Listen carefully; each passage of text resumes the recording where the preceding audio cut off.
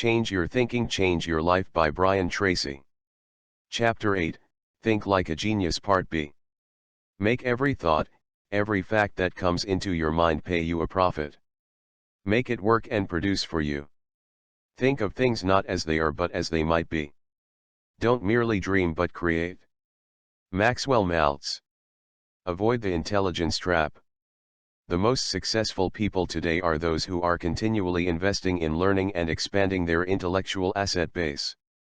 They are wide open to new ideas and new approaches.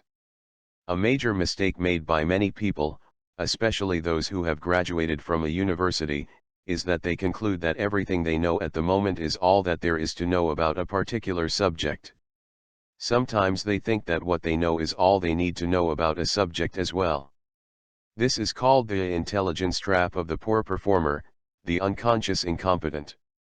This is a person who does not know, and does not know that he does not know. This person cannot be helped, because he is closed to new information.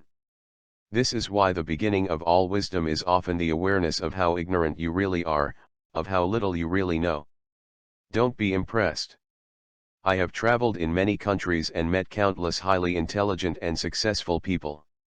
I have spoken with many millionaires, multimillionaires, and even billionaires. I have worked at the highest level of government with some of the smartest men and women who have ever lived. And the one thing that these people seem to have in common is that they never become impressed by their own intelligence. In fact, the smarter they get, the humbler they become and the less they look upon themselves as experts in any way. Over 700 years ago, Roger Bacon of England was considered to be the last universal man. He was thought to be current with all the knowledge and science of the day. He, in his day, knew almost everything there was to know about everything that was taught academically. Of course, at that time, the amount of available knowledge was limited. There were very few books. There were fewer scientists, philosophers, and researchers writing and teaching. Knowledge grows exponentially. Today, however, it is impossible for one person to know everything about even one small subject. Just look at modern medicine. There are great minds who spend their entire lives studying the workings of the inner ear or the trachea or one of the other organs of the body. And even though these highly intelligent and dedicated professionals spend their whole careers specializing in a particular part of the body, they never learn everything there is to know about even that one organ. Sometimes I ask audiences, is there anyone here who is a know-it-all? Of course, no one raises his or her hand. Then I go on to explain what I mean by a know-it-all. A know-it-all is a person who feels that he knows everything that he needs to know about a subject. How can you tell if you have become a know-it-all? It is easy. You have stopped learning and growing in your area of specialization. You have stopped reading, listening to audio programs, and taking additional courses. The very fact that you fail to regularly seek out new knowledge in your field means that you have unconsciously, accidentally, slipped into the intelligence trap of the low performer. You have unwittingly become a know-it-all by the very act of not continuing to learn and grow. The answers are changing. After giving an advanced test to a graduate class of physics students at Princeton University, Albert Einstein was on the way back to his office when one of his graduate assistants asked the famous professor, "Dr. Einstein, wasn't that the same exam that you gave to this physics class last year?"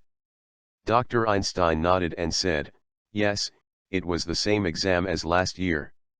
The graduate assistant summoned up his courage to ask the great Nobel Prize-winning physicist, "But, Dr. Einstein, how could you give the same test 2 years in a row?"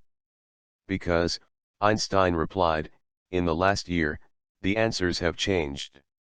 In the same way, your answers are changing today at a more rapid rate than ever before. The answers in your field are changing as you sit there. What was true a year ago may not be true today, and what is true today may not be true a year from now.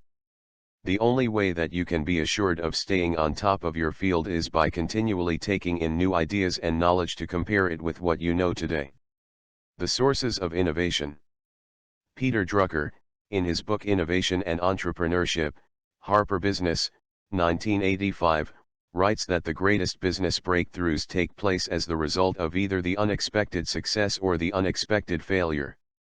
He explains that when something unusual or unexpected happens in any field, the average person dismisses it as a random event or as an accident. The superior person, however, studies each unexpected result as if it were a sign of an underlying trend or an indication of a fundamental change in the nature of things.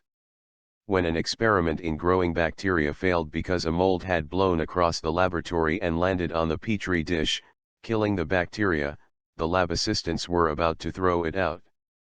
However, a bacteriologist, Alexander Fleming, became curious about a mold that was so powerful that it could kill such strong bacteria. His research led to the discovery and development of penicillin, which saved millions of lives in World War II and won him both a knighthood and the Nobel Prize.